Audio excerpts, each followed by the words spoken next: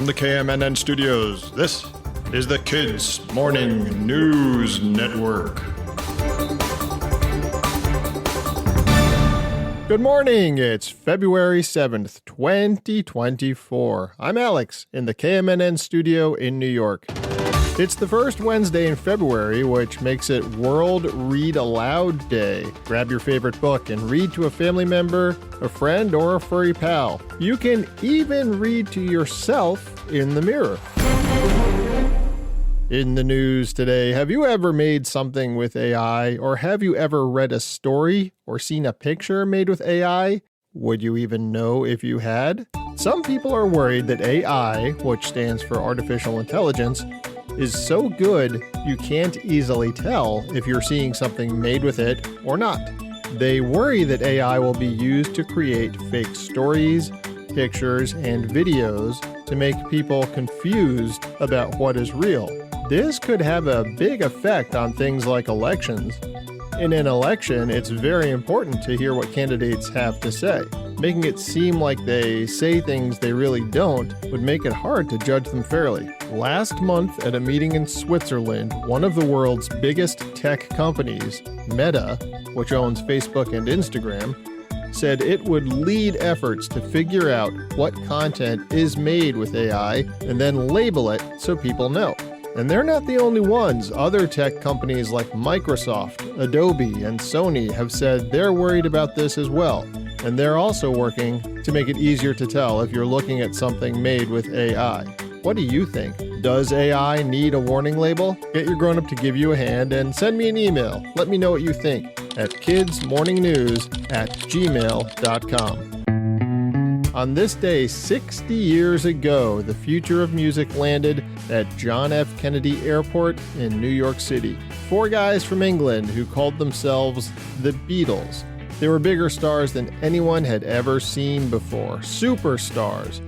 When they made their first appearance on American TV on a program called The Ed Sullivan Show, more than a third of all the people in the whole country watched them.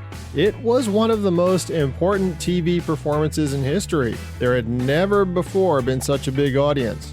It ushered in a whole wave of musicians from England, what became known as the British Invasion, and it inspired the next generation of musicians who saw the Beatles on TV when they were kids.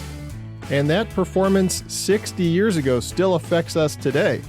Modern groups like BTS and Boy Genius are still performing tributes to the Beatles' first appearance on The Ed Sullivan Show.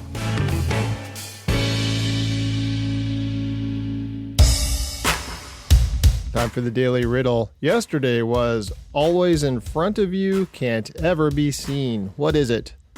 The future.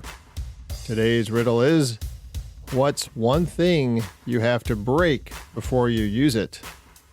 One thing you have to break before you use it. Answer tomorrow.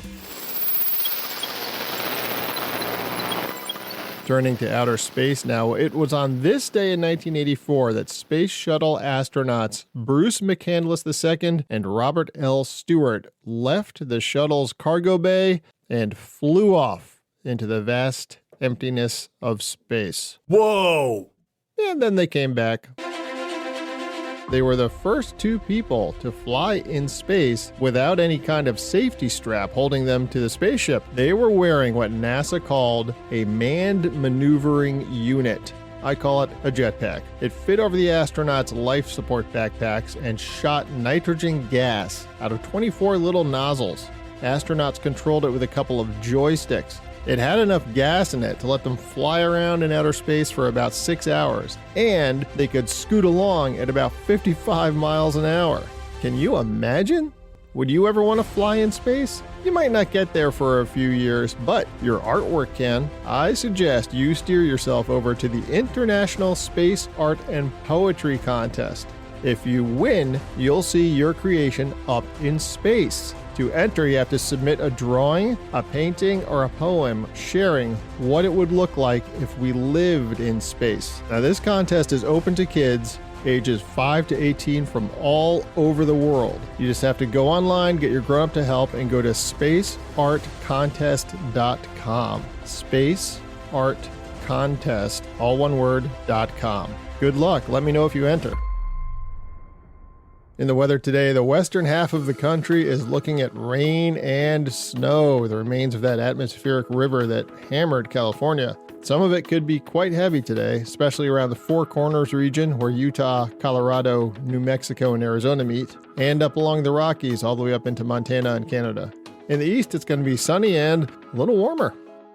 That's the podcast today. Thanks for listening. I'll be back tomorrow. I hope you are too. From the KMNN Newsroom, this is Alex, signing off.